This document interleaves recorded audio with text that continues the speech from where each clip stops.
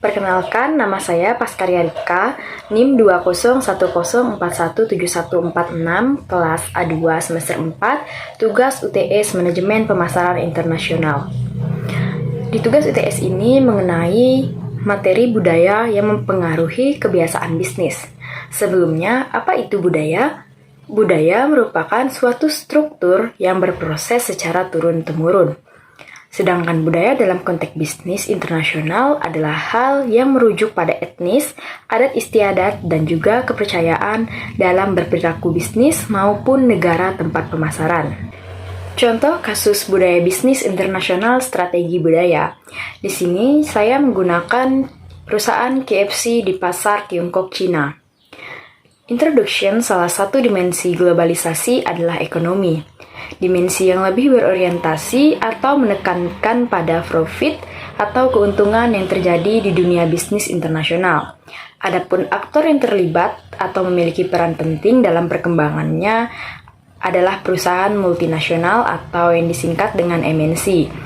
Selain mencari keuntungan atau profit, perusahaan-perusahaan multinasional juga harus bisa bersaing atau bahkan mampu menguasai pasar dibandingkan kompetitornya di era yang semakin kompetitif ini.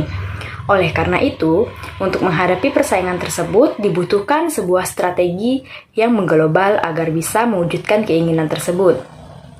Seperti tesis yang disampaikan oleh Gemawat 2007, yaitu pentingnya sebuah strategi yang luas dan besar, yang kemudian menggambarkan suatu keadaan dunia yang cross-border dan terdapat strategi-strategi efektif di dalamnya yang kemudian dikenal dengan semi-globalization. Selanjutnya, Gemawat menekankan pentingnya cross-border di area globalisasi yang kemudian memunculkan berbagai strategi dalam dunia bisnis internasional yang dikenal dengan istilah AAA. Yang pertama, strategi adaptasi untuk menyesuaikan diri dengan perbedaan. Yang kedua, ada strategi agregasi untuk mengatasi perbedaan. Yang ketiga, strategi arbitrage untuk mengeksploitasi perbedaan. Selanjutnya, penulis akan memaparkan tentang korelasi strategi AAA dengan memilih salah satu dari ketiganya, yaitu strategi adaptasi, dengan studi kasus yang diangkat yang berjudul Strategi Adaptasi Budaya KFC di Pasar Tiongkok atau Tiongha, Cina. Adapun adaptasi budayanya terdiri dari inovasi produk untuk rasa, target, dan nilai-nilai, kebiasaan makanan, adat-adat, yang terakhir bahasa dan terjemahan. Strategi budaya KFC di pasar Tiongkok, persaingan dunia bisnis internasional di era globalisasi semakin berkembang pesat. Ini dibuktikan dengan adanya persaingan yang kompetitif di antara para aktornya, yaitu perusahaan-perusahaan multinasional. Salah satunya adalah perusahaan yang bergerak di bidang pembuatan makanan dan minuman, yaitu KFC, atau kepanjangannya adalah Kentucky Fried Chicken. KFC merupakan salah satu perusahaan multinasional yang bergerak di bidang restoran cepat saji yang berpusat di Louisville, Kentucky, Amerika Serikat. KFC adalah rantai restoran cepat saji terbesar di dunia dengan produk khasnya ayam goreng. KFC merupakan salah satu anak cabang dari perusahaan Yum brand INC.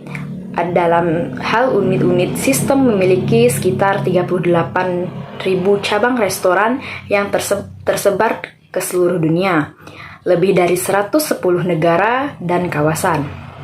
Dari ke-110 negara tersebut, yang menjadi salah satu tujuan ekspansi adalah negara Tiongkok. Pada tahun 1990-an, industri makanan cepat saji di pasar Tiongkok mengalami pertumbuhan dengan peningkatan pendapatan sebesar 20% per tahun. Setidaknya dalam kurun waktu 10 tahun kemudian di pasar industri Tiongkok munculnya 800 kelompok atau grup yang melayani makanan cepat saji, di antaranya 400.000 restoran. Dan selama satu dekade atau 10 tahun tersebut, layanan makanan cepat saji telah membagi pendapatan pasar sebesar 20% terhadap industri jasa makanan. Penyebaran atau ekspansi KFC di Tiongkok terjadi pada tanggal 12 November 1987 bertempat di Beijing. Negara Tiongkok yang memiliki jumlah penduduk terbanyak di dunia menyebabkan ekspansi semakin berkembang. Kemudian, produk-produk tersebut dikembangkan lagi dengan menambahkan bumbu khusus dari bahan-bahan Tiongkok untuk memenuhi rasa orang-orang Tiongkok tersebut. Akhirnya, di tahun yang sama, KFC mengeluarkan produk atau menu baru bernama teh herbal Huang Loket. Hanya ada di provinsi Guangdong dan benar-benar merupakan produk lokal pertama KFC.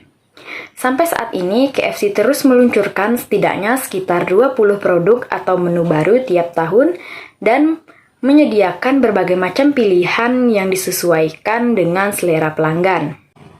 Di negara Tiongkok, tepatnya di Shanghai, konsep drive-thru memberikan omset sebesar 30% dari total penjualan yang ada di restoran. Adat-adat orang Tiongkok. Adaptasi perusahaan yang lainnya adalah terhadap adat-adat yang ada di Tiongkok. Contohnya, festival musim semi yang merupakan salah satu festival paling penting di negara tersebut. Dan selama festival musim semi tersebut, KFC melakukan penyesuaian terhadap dekorasi yang ada di restoran. Misalnya, penambahan hewan yang sesuai terhadap event yang berlangsung, penambahan simbol-simbol Tiongkok seperti Tiongkok merah dan iklan serta kemasan atau pendekatan produk, pakaian, dan lagu-lagu tradisional Tiongkok dengan perasaan senang dan gembira. Sekian penjelasan dari saya ucapkan terima kasih.